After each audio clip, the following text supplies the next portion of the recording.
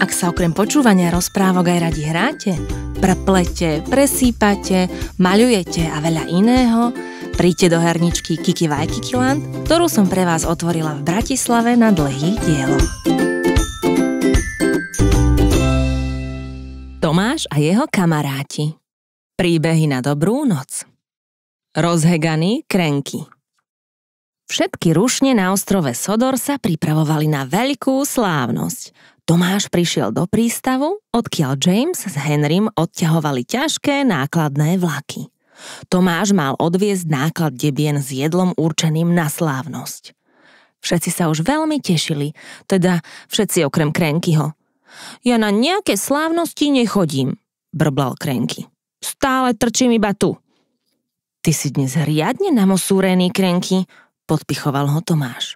Nie sú ti tie debny príliš ťažké? Krenky však nemal na Tomášové žartíky náladu. Ty by si rozhodne nič ťažké neutiahol, ty krpec. Nezdržal sa Krenky poznámky. To sa zasa nepáčilo Tomášovi a hneď chcel Krenky mu dokázať, aký je naozaj silný.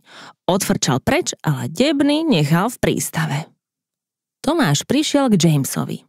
Odveziem tvoj náklad dreva, ak chceš, ponúkol sa mu.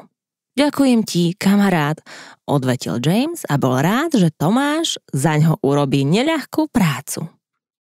A tak k Tomášovi pripojili Jamesove ťažké plošinové vozne. S funením a oddychovaním vyrazil Tomáš do prístavu, aby Krenky mu ukázal svoju silu. Pozri sa, aký som silný, povedal žeriavu, keď konečne prifučal do prístavu. Stavím sa, že toto ťažké drevo nenadvihneš. So škrípaním sa to však Krenky mu podarilo.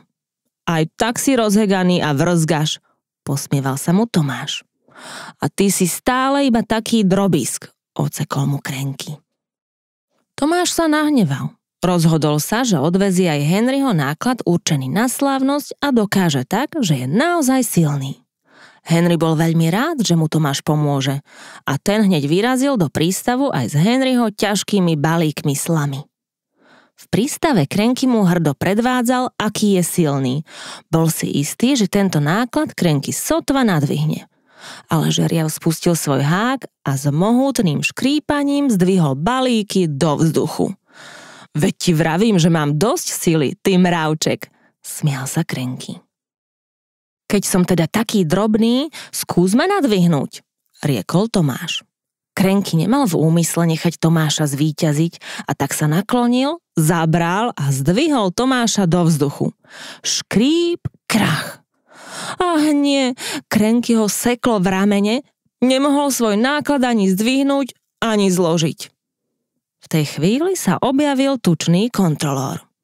Čo to tam hore stváraš, Tomáš? Zvolal. Drevo, balíky, slamy a zásielka jedla ešte nedorazili na miesto a teraz sa ešte k tomu všetkému pokazil aj Krenky. Tomáš si pripadal veľmi hlúpo. Byť silný je dobré iba vtedy, ak viete byť pritom aj užitočný. Henry a James pritiahli náhradné dielce na opravu Krenkyho a keď sa Tomáš ocitol späť na koľajniciach, pomohli mu odviezť náklad na slávnosť. Ten plošinový vozeň bol naozaj hrozne ťažký, riekol Krenky láskavo. Povedal by som, že nie si až taký drobučký. Ty tiež nie si až taký rozheganý, vyhlásil Tomáš. Potom sa na seba obaja usmiali. Boli radi, že sú opäť dobrí priatelia. Ak sa vám audionahrávky páčia, poteší ma, ak dáte kanálu Kiki Vajkiki číta odber. Ak máte nejaké svoje obľúbené knižky, ktoré by ste chceli mať načítané, napíšte mi na mojom Instagrame Kristýnka_Vajkiki. Pokúsim sa ich zohnať a prečítať.